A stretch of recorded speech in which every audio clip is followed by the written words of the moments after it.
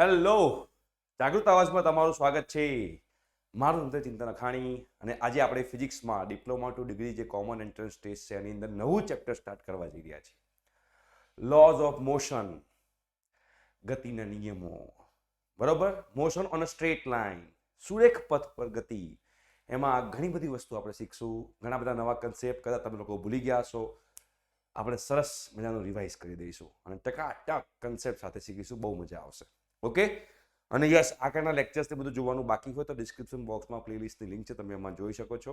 અને ઘણા બધા એમસીક્યુની practice, one on one doubt solve કરવા હોય, ઝૂમ મિટિંગમાં જોડાવવું હોય, ઝૂમ લેક્ચર્સમાં, અને તમારા પર્સનલ ડાઉટ જે હોય સોલ્વ કરવા હોય તો આપણે કોર્સ પણ લોન્ચ કરેલો છે. એ પેડ કોર્સ છે, બહુ જ નોમિનલ કોસ્ટમાં છે.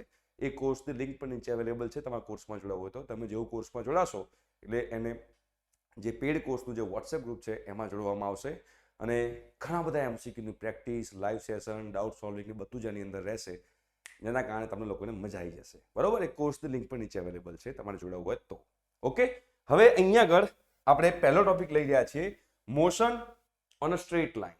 અહીંયા લખી નાખું છું, motion, MOTION, motion on a straight line. On a straight line, બહુ જ જબરજસ્ત, બરાબર, અને બહુ જ સિમ્પલ. સુરેખ પથ પર, સુરેખ પથ પર ગતિ, અને જે આપણે ગુજરાતીમાં કહીએ છીએ સુરેખ પથ પર ગતિ, એની વિશે આપણે વાત કરશું. પહેલા તો આપણને ખબર પડી જોઈએ સ્ટ્રેટ લાઇન છે. સ્ટ્રેટ લાઇન છે, યસ, આ સ્ટ્રેટ લાઇન છે. એટલે કે જે પણ ગતિ થશે, જે પણ મોશન થશે એ સ્ટ્રેટ લાઇન પર થશે. તો અહીંયા હું એક સ્ટ્રેટ લાઇન ડ્રો કરી દઉં. જો સિમ્પલ અહીંયા હું સ્ટ્રેટ લાઇન ડ્રો કરી દઉં છું. બરોબર, હવે અહીંયા એક માણસ ઊભો છે. બરોબર, અહીંયા એક ભાઈ ઊભા છે, સરસ મજાના ટીંકુ ટીંકુ ટીંકુ કરતા, અને એ આ દિશામાં અત્યારે અહીંયા આગળ આ બાજુ જઈ રહ્યા છે. અહીંયા ધારો કે લખી નાખું છું 0, અને અહીંયા લખી નાખું છું 5 મીટર, અહીંયા લખી નાખું છું 10 મીટર, અહીંયા લખી નાખું છું 15 મીટર, અને અહીંયા લખી નાખું છું 20 મીટર. આ અંતર છે, ડિસ્ટન્સ છે. બરોબર, તો આ પાર્ટી અહીંથી આમ થાય, આ વ્યક્તિ આમથી આમ મૂવ થાય, તો આને કહેવાય motion on a straight line. Straight line પર મોશન થઈ રહ્યું છે. સુરેખ પથ પર આ માણસ જઈ રહ્યો છે, સુરેખ પથ પર આ માણસ ગતિ કરી રહ્યો છે.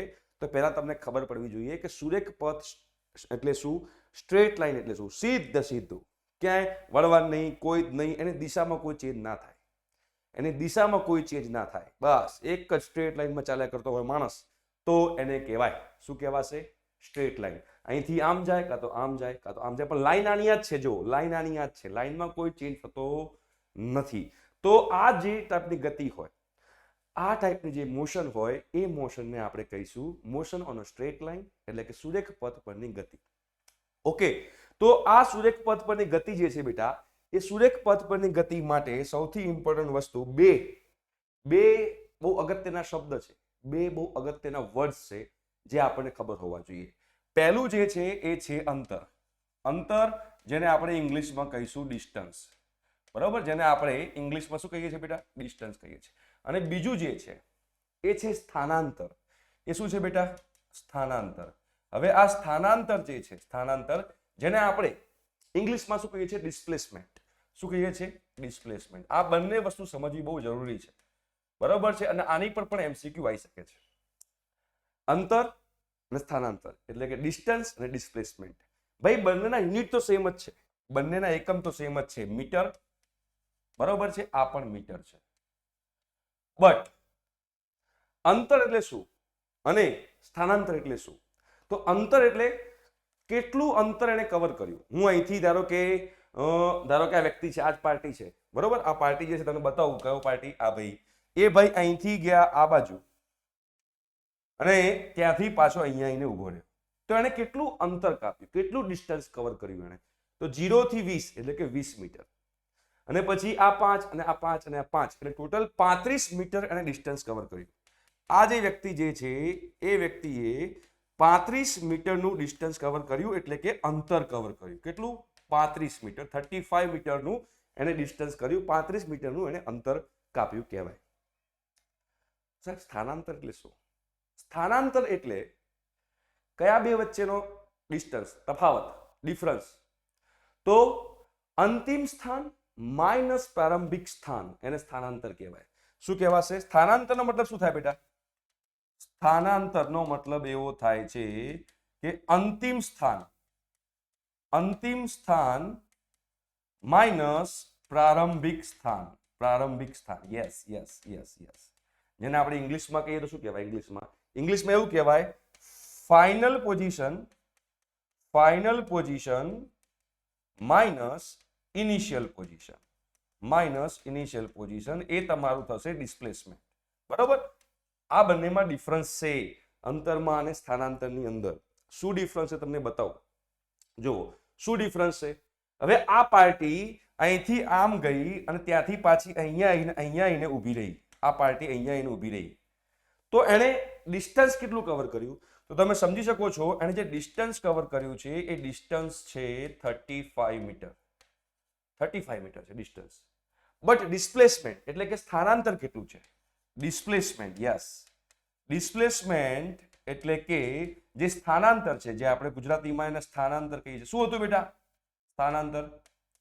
અંતિમ સ્થાન માઇનસ પ્રારંભિક સ્થાન એટલે કે final position minus initial position. તો ફાઇનલ પોઝિશન 5 ઉપર છે અને એની ઇનિશિયલ પોઝિશન આ હતી. તો 5 માઇનસ 0 તો 5 મીટર એનું સ્થાનાંતર છે. સ્થાનાંતર મતલબ કે કેટલું ખસ્યું, કેટલું અંતર કાપ્યું નહીં, કેટલું ખસ્યું. તો આ સ્થાનાંતર થયું કહેવાય. જો આ પાર્ટી અહીંથી આમ ગઈ હોત, ધ્યાનથી સમજો, અહીંથી આમ ગઈ હોત અને પાછું અહીંયા આગળ આવી ગઈ આ પાર્ટી, આ ભાઈ અહીંથી આમ ગયા અને પાછા એની જ જગ્યા પર આવી ગયા તો એને કેટલું ડિસ્ટન્સ કવર કર્યું, કેટલું અંતર કાપ્યું? તો એને અંતર કાપ્યું 40 મીટર. એને અંતર કાપ્યું કેવા છે? 40 મીટર. પણ સ્થાનાંતર કેટલું? તો એનું સ્થાનાંતર થયું 0. સ્થાનાંતર 0 થઈ ગયું. ડિસ્પ્લેસમેન્ટ એનું 0 થઈ ગયું. એનો મતલબ શું થયો? એનો મતલબ બેટા એવો થાય છે કે જે અંતર છે બરોબર, જે અંતર છે એ ક્યારે પણ 0 ના હોય. જો એક જગ્યાથી બીજી જગ્યાએ ખસ્યો મતલબ કે અંતર 0 ના થાય. બટ સ્થાનાંતર જે છે, સ્થાનાંતર એટલે કે ડિસ્પ્લેસમેન્ટ જે છે એ 0 થઈ શકે. એ 0 પોસિબલ છે, એ 0 શક્ય છે. બટ અંતર એટલે કે ડિસ્ટન્સ ક્યારે 0 નથી, ક્યારે 0 પોસિબલ નથી. તો એમસીક્યુમાં આવું પૂછી શકે કે નીચેનામાંથી કઈ ભૌતિક રાશિ શૂન્ય પોસિબલ છે? ઇંગ્લિશમાં કહેવાય તો નીચેનામાંથી કઈ ફિઝિકલ ક્વોન્ટિટી 0 પોસિબલ છે? તો આન્સર શું આવશે? ટીક કયો કરવાનો? ડિસ્પ્લેસમેન્ટ. એટલે કે સ્થાનાંતર જે છે એ 0 શક્ય છે, અંતર શક્ય નથી 0. બરોબર? જ્યારે એક જગ્યાએથી બીજી જગ્યાએ ખસ્યું મતલબ કે એણે અંતર કવર કર્યું. પણ એક જગ્યાએથી બીજી જગ્યાએ ખસ્યો અને પાછળ પોતાની જગ્યાએ આવી ગયો તો સ્થાનાંતર 0, ડિસ્પ્લેસમેન્ટ 0. રાઈટ? તો આ બહુ જ અગત્યની વસ્તુ હતી જે તમને લોકોને ખબર હોવી જોઈએ કે અંતર કોને કહેવાય અને સ્થાનાંતર કોને કહેવાય, ડિસ્ટન્સ કોને કહેવાય અને ડિસ્પ્લેસમેન્ટ કોને કહેવાય. આ વસ્તુ તમને લોકોને ખાસ ધ્યાનમાં હોવી જરૂરી છે. ઓકે? એના પછી આવે છે નિયમિત ગતિ, અનિયમિત ગતિ. ચલો, નિયમિત ગતિ ને અનિયમિત ગતિ એ આપણે સમજી લઈએ એ શું કહેવા માંગે છે. નિયમિત ગતિ, જેને ઇંગ્લિશમાં શું કહીશું? Uniform speed. બરાબર? Uniform speed. અને અનિયમિત ગતિ એટલે શું થાય? અનિયમિત ગતિ મતલબ કે uniform speed, non uniform speed. શું કહેવાશે? Non uniform speed. ઇંગ્લિશ થોડું મારું કાચું છે. Non uniform speed. રાઈટ? જેને આપણે કહીશું અનિયમિત ગતિ. મતલબ શું? ફોર એક્ઝામ્પલ, એક ગાડી છે અહીંયા આગળ, અહીંયા આગળ અને એક ગાડી આ જઈ રહી છે. બરોબર? એને પહેલા કલાકની અંદર ફર્સ્ટ અવરમાં 50 કિલોમીટરની સ્પીડ, મતલબ 50 કિલોમીટર અંતર કાપ્યું, 50 કિલોમીટર ડિસ્ટન્સ કવર કર્યું. બીજા કલાકમાં સેકન્ડ અવર બીજો કલાક થયો એમાં પણ 50 કિલોમીટરનું અંતર કાપ્યું. ત્રીજા કલાકમાં પણ 50 કિલોમીટરનું અંતર કાપ્યું. તો આ ટાઈપની જે સ્પીડ છે, આ ટાઈપની જે ગતિ છે એને નિયમિત ગતિ કહેવાય, એને યુનિફોર્મ સ્પીડ કહેવાય. પણ ધારો કે તમે અમદાવાદમાં રહો છો, તમે અમદાવાદમાં રહેતા હો તો ધારો કે પહેલા કલાકમાં ફર્સ્ટ અવરની અંદર તમે 60 કિલોમીટરનું અંતર કાપ્યું. બીજા કલાકની અંદર તમે ટ્રાફિક આવી ગયો બોસ, 10 કિલોમીટરનું અંતર કાપ્યું. ત્રીજા કલાકમાં પાછો હાઈવે પકડ્યો, 100 કિલોમીટરનું અંતર કાપ્યું. તો આ ટાઈપની જે સ્પીડ છે, આ ટાઈપની જે ગતિ છે એને નોન યુનિફોર્મ સ્પીડ કહેવાય છે. જનરલી બધે જ કેવી ગતિ હોય છે? અનિયમિત ગતિ હોય છે. બરોબર છે? નોન યુનિફોર્મ સ્પીડ હોય છે. બરોબર? તો એના પરથી આપણે સરેરાશ ઝડપ શોધી શકીએ. બરોબર, એવરેજ સ્પીડ, સરેરાશ ઝડપ જે છે એવરેજ સ્પીડ આની પરથી આપણને મળે.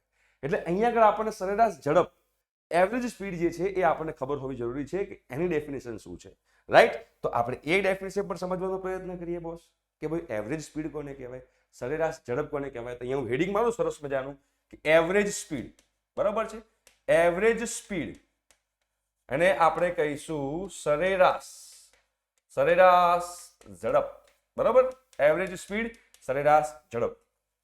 તો સરેરાશ ઝડપ કોને કહેવાય, તો આપણે એ સરેરાશ ઝડપનું જે સૂત્ર છે, જે ઇક્વેશન છે એ એમ છે કાપેલું કુલ અંતર, કાપેલ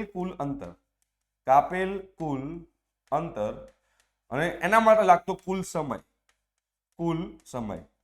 એના માટે લાગતો કુલ સમય એને કહેવાય સરેરાશ ઝડપ. એને શું કહીશું આપણે, સરેરાશ ઝડપ એટલે કે એવરેજ સ્પીડ, જેને કહેવાય ટોટલ ડિસ્ટન્સ, ઇંગ્લિશમાં ટોટલ ડિસ્ટન્સ કહેવાશે બેટા. આને total distance upon total total distance upon total time. તો આ આપણો થઈ ગયો એવરેજ સ્પીડ. એટલે ફોર એક્ઝામ્પલ મેં અહીંયા કીધું કે આ જે હતો કે આની અંદર પહેલા કલાકમાં 60 કિલોમીટર અંતર કાપ્યું, બીજા કલાકમાં 10 કિલોમીટર અંતર કાપ્યું, ત્રીજા અવરમાં 100 કિલોમીટર કાપ્યું, તો એની એવરેજ સ્પીડ કેટલી થઈ? એવરેજ સ્પીડ કેટલી થઈ? Average speed. તો એવરેજ સ્પીડ જે છે એ તમે ધ્યાનથી સમજો તો ટોટલ કેટલું ડિસ્ટન્સ કવર કર્યું?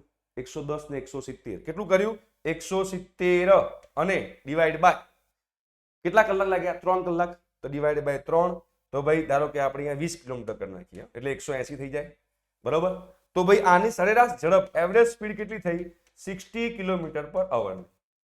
60 કિલોમીટર પર અવર જે છે એ એની સરેરાશ ઝડપ થઈ, એવરેજ સ્પીડ થઈ.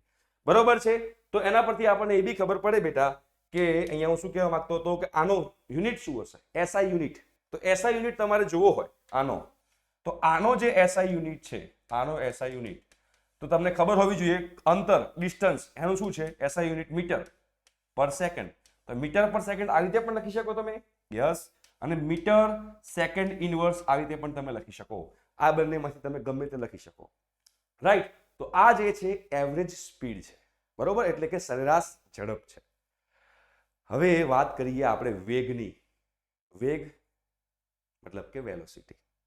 બરોબર છે, વેગ મતલબ કે વેલોસિટી. તો હવે આમાં ફરક શું છે સાહેબ? સાહેબ તમે તો વેગ કીધું, તમે તો સ્પીડ કીધી, તમે વેગ કીધું, તમે વેલોસિટી કીધી. એટલે વેગ કીધું એટલે કે તમે વેલોસિટી કીધી, તમે ઝડપ કીધું એટલે કે સ્પીડ કીધી. એનો મતલબ અહીંયા બે પાર્ટ છે, તમે ધ્યાનથી સમજજો, તમને ખબર પડે તો જોજો. બહુ મજાની વસ્તુ છે, બહુ મજાની વસ્તુ છે. ઝડપ, જેને આપણે ઇંગ્લિશમાં સ્પીડ કહીશું. બરોબર છે, સરેરાશ ઝડપ જેને આપણે સ્પીડ કહીશું. વેગ, વેગ જે છે એને આપણે વેલોસિટી કહીએ છીએ, એને આપણે વેલોસિટી કહીએ છીએ. તો આ બંનેમાં ફરક શું છે બેટા? આમાં બંનેમાં ફરક શું છે? તો આ બંનેમાં બહુ જ નાનો ફરક છે. આ જે છે ઝડપ, એમાં દિશા એટલે કે ડાયરેક્શન, દિશા એટલે કે ડાયરેક્શન, ડાયરેક્શનને કોઈ જ લેવા દેવા નથી, દિશાને કોઈ જ લેવા દેવા નથી. આમાં ડાયરેક્શન એટલે કે દિશા જે છે એને લેવા દેવા છે. દિશા સાથેની ઝડપને વેગ કહેવાય. આમ મારે દેશી ભાષામાં વ્યાખ્યા આપવી હોય તો આવું લખી શકાય કે દિશા સાથેની જે ઝડપ હોય બેટા એને આપણે શું કહીશું? વેગ. એટલે કે સ્પીડ વિથ ડાયરેક્શન. ઇંગ્લિશમાં શું કહેવાય? Speed with direction. Speed with direction. Speed with direction હોય તો એને આપણે શું કહીશું બેટા? એને આપણે વેલોસિટી કહીશું. શું કહીશું બેટા? વેલોસિટી. ખબર પડી શું ફરક છે આ બંનેમાં? ઝડપ અને વેગમાં શું ફરક છે? ઝડપ અને વેગ એટલે કે સ્પીડ અને વેલોસિટી. તો જે સ્પીડ છે એમાં દિશાનું કોઈ લેવા દેવા નથી, સ્પીડની અંદર ડાયરેક્શનની કોઈ લેવા દેવા નથી, ઝડપમાં કોઈ દિશાને લેવા દેવા નથી. વેલોસિટી એટલે કે વેગ, એમાં ડાયરેક્શન ઇમ્પોર્ટન્ટ છે, એમાં દિશા ઇમ્પોર્ટન્ટ છે. બરોબર, એનો મતલબ એવો થયો કે ઝડપ ક્યારે બદલાય? ઝડપ ક્યારે બદલાશે? સ્પીડ બદલાય. સ્પીડ ક્યારે બદલાશે? 50 કિલોમીટર પર અવર, 60 કિલોમીટર પર અવર બદલાઈ ગયું કહેવાય, ભાઈ ઝડપ બદલાઈ ગઈ. બટ વેગ ક્યારે બદલાય? વેગ ક્યારે બદલાય એ પણ તમારે સમજવાની જરૂર છે. ફોર એક્ઝામ્પલ, એક વ્યક્તિ અહીંથી આમ જાય છે 50 કિલોમીટર પર અવરની સ્પીડથી. 50 કિલોમીટર પર અવરની સ્પીડથી આ દિશામાં જાય છે, આ ડાયરેક્શનમાં જાય છે. હવે ત્યાં આગળ આવી ગયો ભાઈ, બંધ છે રસ્તો બંધ છે, તો એણે પછી અહીંથી આમ વળી ગયો અને અહીંથી આમ વળીને અહીંથી આમ જાય છે 50 કિલોમીટર પર અવરની સ્પીડથી. તો જુઓ, પહેલા એની આ ડાયરેક્શન હતી, પછી એની આ ડાયરેક્શન થઈ ગઈ. પહેલા એની આ દિશા હતી, પછી એની આ દિશા થઈ ગઈ. એનો મતલબ શું થયો? ડાયરેક્શન ચેન્જ થઈ, બટ સ્પીડ ચેન્જ થઈ છે? ના, સ્પીડ ચેન્જ થઈ નથી. મતલબ કે આની જે વેલોસિટી જે છે, સમજો, સ્પીડ છે, સ્પીડ એટલે કે ઝડપ જે છે એ કોન્સ્ટન્ટ છે, અચળ છે. એ કોન્સ્ટન્ટ છે બોસ, એ અચળ છે. બટ વેલોસિટી જે છે, વેલોસિટી એટલે કે વેગ, એ અચળ નથી. એ અચળ નથી. કેમ અચળ નથી? કેમ કે દિશા બદલાય તો પણ વેગ બદલાય, દિશા બદલાય તો પણ વેગ બદલાય, દિશા બદલાય તો ઝડપ ના બદલાય. ઝડપ તો એની જ રહી છે, ઝડપ એટલે કે સ્પીડ તો એની જ રહી છે, બટ એનો વેગ બદલાઈ ગયો છે. મતલબ કે વેગ કોની ઉપર આધાર રાખે છે? વેગ બે વસ્તુ ઉપર આધાર રાખે છે. જે વેલોસિટી છે કોની ઉપર આધાર રાખે છે? વેલોસિટી બે વસ્તુ ઉપર આધાર રાખે છે. એક એનું વેલ્યુ ઉપર એટલે કે મૂલ્ય ઉપર આધાર રાખે છે, અને બીજું ડાયરેક્શન ઉપર આધાર રાખે છે એટલે કે દિશા ઉપર આધાર રાખે છે. વેલ્યુ એટલે કે મૂલ્ય, ડાયરેક્શન એટલે કે દિશા, આ બંને ઉપર આધાર રાખે છે. રાઈટ? તો હવે તમને ખબર પડી ગઈ હશે કે અંતર અને સ્થાનાંતર એટલે કે ડિસ્ટન્સ અને ડિસ્પ્લેસમેન્ટ વચ્ચેનો ફરક શું છે, વેલોસિટી અને સ્પીડ વચ્ચેનો ડિફરન્સ શું છે, એટલે કે વેગ અને ઝડપ વચ્ચેનો ડિફરન્સ, તફાવત શું છે, તમને ખબર પડી ગઈ હશે. બરોબર છે? તો જેવી રીતે આપણે પેલું શોધ્યું, શું શોધ્યું? સરેરાશ ઝડપ. સમજો, સરેરાશ ઝડપ એટલે કે આપણે શું કહીએ છીએ ઇંગ્લિશમાં શું કહીશું બેટા? ઇંગ્લિશમાં કહીશું આપણે એને એવરેજ સ્પીડ. તો એવરેજ સ્પીડ જે છે બેટા, એવરેજ સ્પીડ, એને આપણે શું કહીશું? કુલ અંતર ભાગ્યા કુલ સમય. કુલ અંતર ભાગ્યા કુલ સમય. સરેરાશ વેગ કોને કહીશું? સરેરાશ વેગ એટલે કે એવરેજ વેલોસિટી. એવરેજ વેલોસિટી એ કોને કહીશું? તો એ પ્રારંભિક પ્લસ અંતિમ ડિવાઇડ બાય 2. શું કહેવાય? પ્રારંભિક વેગ પ્લસ અંતિમ વેગ ના ભાગમાં 2 કરીએ તો આ થઈ ગયો તમારો સરેરાશ વેગ, જેને આપણે ઇંગ્લિશમાં કહીએ તો initial velocity. Yes, very good. Initial velocity plus final velocity જે છે, ફાઇનલ વેલોસિટી. બરોબર? Velocity divide by 2. તો આ તમારી થઈ ગઈ સરેરાશ વેગ એટલે કે એવરેજ વેલોસિટી. આ તમારી એવરેજ સ્પીડ, કુલ અંતર ભાગ્યા કુલ સમય. તો હવે આ તમને અહીંયા આગળ આઈડિયા આવ્યો હશે કે સરેરાશ વેગ કોને કહેવાય અને સરેરાશ ઝડપ કોને કહેવાય, એવરેજ સ્પીડ કોને કહેવાય, એવરેજ વેલોસિટી કોને કહેવાય. તો આપણે આજના લેક્ચરમાં શું શીખ્યા? તો આજના લેક્ચરમાં આપણે શીખ્યા ડિસ્ટન્સ.